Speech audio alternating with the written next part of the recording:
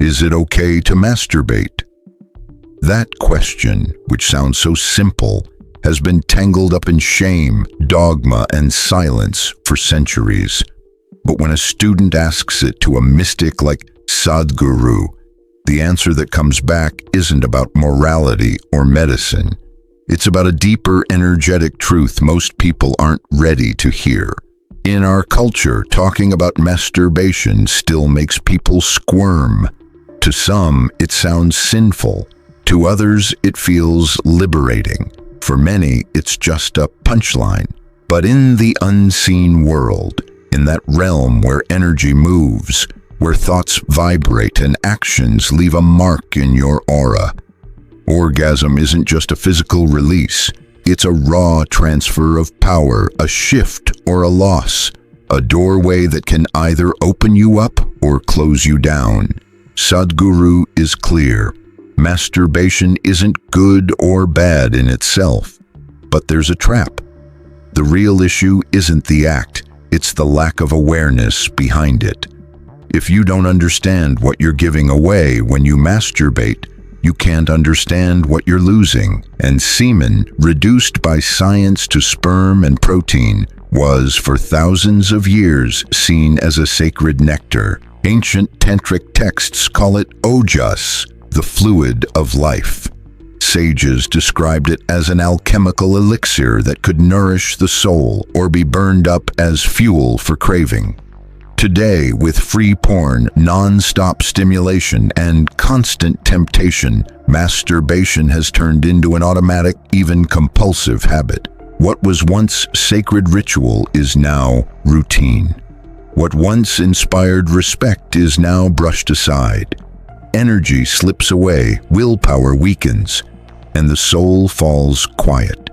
Have you ever noticed how, after an aimless session, a strange emptiness can wash over you? That moment of release can be followed by sadness, fatigue, or disconnection. It's not guilt or punishment, it's simple vibrational cause and effect.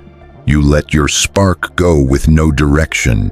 This isn't about judging you, it's about showing you something. Pleasure isn't your enemy, desire isn't your prison, masturbation isn't the problem. The problem is not realizing you're playing with sacred fire. This is about seeing desire through a lens beyond the body. Sadhguru opened the door. We're going to step through it. And what we'll find isn't just about sex, it's about energy, awareness, and awakening. Stick around to the end, and you'll see why the system wants you to ejaculate without soul, and how you can turn that act into a channel for creative power. This isn't something most psychologists or priests will tell you. Only someone searching for awakening dares to face this. When a student asked Sadhguru if masturbation was a spiritual problem, the room froze. Some expected a moral lecture, others a traditional sermon. Instead, they got something more unsettling. A simple-sounding reply that carried a hidden code for those who could read between the lines. Sadhguru didn't say yes or no. He said something far more powerful. There's nothing wrong with masturbation, but if it becomes compulsive, you're breaking something inside yourself. That was the code. He wasn't talking about the body, he was talking about your inner life. He wasn't speaking of guilt, he was speaking of compulsion. And if you understand spiritual language, you know that compulsion is the absence of inner freedom. He explained that anything done without awareness makes you a slave. And when masturbation becomes automatic, it not only wears down your body, it drains the energy you could use for something greater. Energy that doesn't come back. Energy you can't see, but you can feel. In yogic tradition, semen is more than a fluid. It's concentrated life force. It's said that creating a single drop requires the transformation of 40 drops of blood. That energy can create life, or if wasted, can drain your vitality. In deeper yoga paths like brahmacharya, Conserving sexual energy, not by repression but by transformation, can lift your consciousness. The body stops living for pleasure and starts living for expansion. But be careful, Sadhguru doesn't preach forced abstinence. In fact, he warns against repression because it breeds dark, twisted energy. What he asks for is far harder: total presence. And here's where things get hidden. Have you ever wondered if someone or something wants you permanently stuck in compulsion? Why do you think masturbation is so constantly promoted, normalized, and encouraged today? Because pleasure without awareness is profitable and dangerous. Sadhguru leaves the door cracked open. We're going to walk through it. Because what the yogi implies, without saying it outright, is that every unconscious sexual act leaks spiritual power, creates an energetic fracture. And if we connect that with what the ancients knew and what modern forces encourage, a deeper question comes up, the one no one wants to ask. What if the real enemy isn't desire but forgetting who you are when you desire? In the next section, we'll explore this sacred loss, semen as an energetic, spiritual, and symbolic essence. Stick around, because from here, we're going beyond the surface into the hidden chambers of sexual energy. Where science sees fluid, the soul sees essence. Most people hear the word semen and think of a simple biological byproduct, functional, physical, ordinary. But ancient cultures saw it differently. To them, semen was a sacred essence that held much more than sperm. It carried life, will, power, and spiritual memory.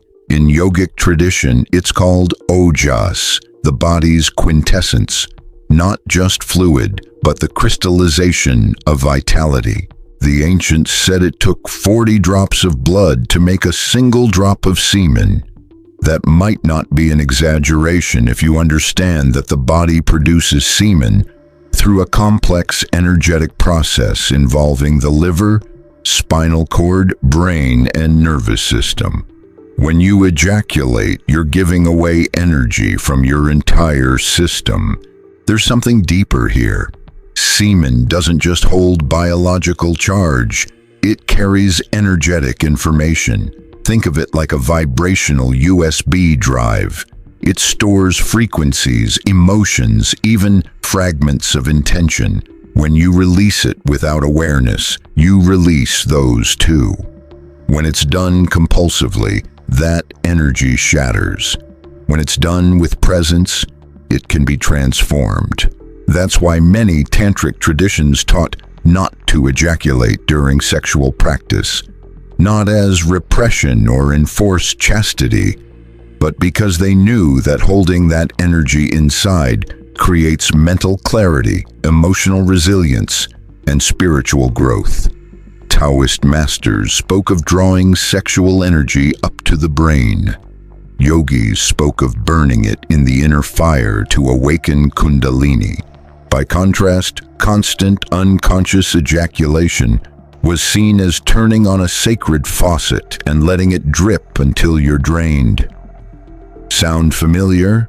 Sadhguru touches on this when he says, frequent purposeless ejaculation wears something down inside you. He's not threatening, he's making an energetic observation. Across traditions, sages gave the same warning.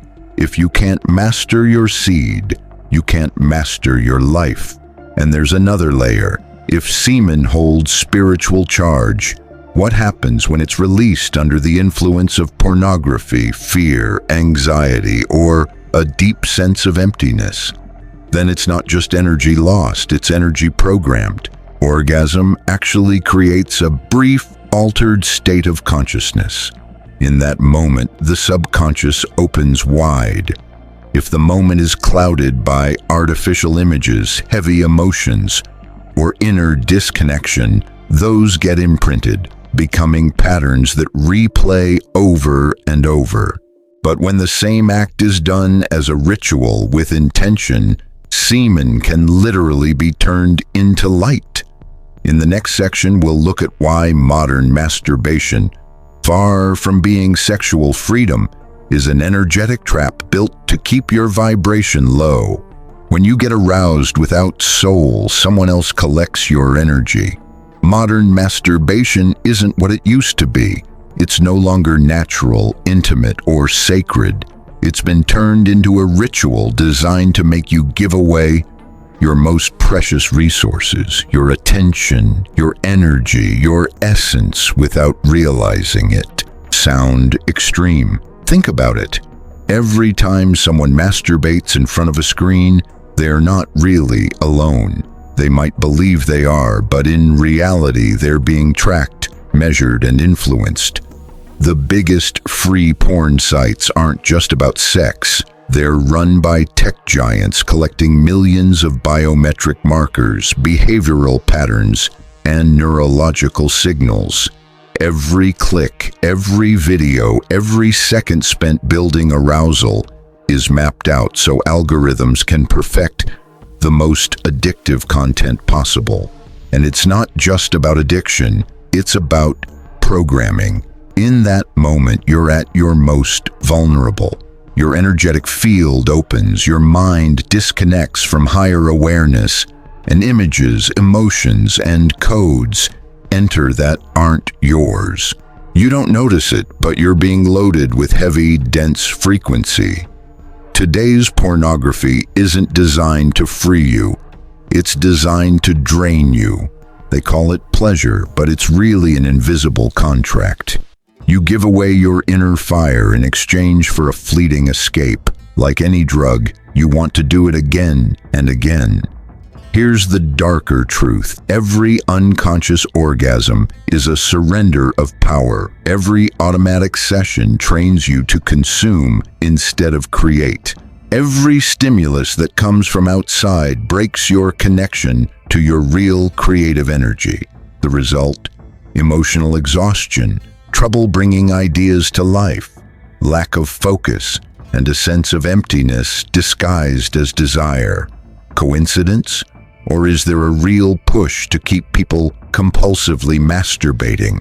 A man who ejaculates daily without awareness loses the drive to build something meaningful. A person who links sexual energy only to escape can't awaken. That's why it's offered for free, because it's not really free. And here's the harsh part. While you're giving away your energy, others are learning to transform theirs, and those are the ones who rise. Tantra says it. Taoism says it. Sadhguru hints at it. Sexual energy is your most powerful fuel. You can spend it, or you can transform it into vision, presence, creativity, and connection. But to do that, you have to step out of the trap and face your desire. Now we'll look at how to turn that energy into sacred fire, how to stop losing it and start raising it. If this resonates with you, stay with it. You're not lost, you're remembering. Here's the truth we have to face. Desire isn't the enemy. Masturbation isn't the enemy. The real problem isn't the fire. It's not knowing how to tend it without getting burned. From a spiritual perspective, sex isn't a sin. It's an energetic portal. An orgasm, far from being just relief, is a moment of expansion, ego release, and the opening of your vibrational field. The real question isn't, should you masturbate? It's, are you doing it from awareness or from emptiness? Because compulsive masturbation is born from stress, loneliness, disconnection, boredom, and old emotional wounds. It's a temporary comfort that never truly fills you. Each time you do it that way, the soul steps back a little more, and sexual energy, instead of lifting you, pulls you down. Conscious masturbation, on the other hand, is a ritual, an intimate ceremony where the goal isn't release but connection. Tantra, Taoism, and the deeper teachings of yoga describe self-pleasure as a path of transformation. Slow, mindful breathing, moving energy upward, visualizing it flowing to the heart and the third eye, being fully present in the body without external images, holding a clear intention, not just pleasure, but transformation. When you do that, you're not masturbating in the modern sense. You're practicing inner sexual magic, gathering the energy that used to leak away and channeling it toward what you want to grow. And here's where the real miracle happens. The energy you used to waste emptying yourself becomes vision, clarity, creativity, and intuition. You start noticing more strength to make things happen, more charisma, more natural magnetism, more ability to hold on to what used to slip away. Sadhguru says it quietly, but his eyes say it loud. All the energy you burn up compulsively is the same energy you could use to become extraordinary. That's why the system doesn't want you to realize this, because a person who transforms their inner fire refuses to live asleep, refuses to be manipulated, refuses to be distracted. What if every desire was actually a message from your soul asking you to reconnect? What if, instead of rushing to release, you stayed with the energy long enough to hear what it's trying to tell you? Next time the urge hits, ask yourself one thing. Am I looking for pleasure or am I looking for presence? If you can stand in the fire without running, that same fire will remake you. This isn't about denying desire. It's about turning it into light. Stick around, because what comes next is for people who refuse to live half alive. The closing truth, the real why, is a message that could give you back power you didn't even know you'd lost. We live in a time that laughs at the sacred, a time that's turned the body into a release machine, the soul into a throwaway code, and sex into cheap entertainment. But masturbation, that seemingly private, invisible, harmless act, isn't neutral. Every time you do it, you choose a direction, toward emptiness or toward purpose. It's not about morality, repression, or religion. It's about energy. When that energy is wasted without awareness, it doesn't just lower your frequency, it opens doors. Yes, doors on an emotional, mental, and energetic level. Through them slip fatigue, brain fog, apathy, dullness, and a loss of magnetism. What if what you've been calling depression is really your soul crying out for the fire it's lost? What if every pointless ejaculation is a tiny energetic suicide? The ancients knew it. The tantrikas knew it. The alchemists knew it. And the engineers of today's system know it too. That's why they program you to keep doing it. Because someone connected to their sexual essence, their inner fire, their seed, that person is dangerous to the system. That's why what Sadhguru says is so powerful. The seed isn't just physical. It's a form of Shakti, a source of ojas, an antenna that connects dimensions. You decide whether to use that antenna to reach the heavens or to empty yourself into the void. So no, masturbation isn't bad, but it's not neutral either. It's a sacred act that's been stripped of its meaning, and that's where the danger lies. When ritual turns into habit, the soul falls asleep. And when the soul sleeps, someone else takes your place. So before the next time, ask yourself, am I filling up or emptying out? Am I honoring my fire or putting it out? Only you can answer that. And if this lit something inside you, even a tiny spark, you're not the same person who started reading. That's already a beginning. If it stirred something deep, stick around. Not for me, for you. Because what we're sharing here isn't content. It's alchemy.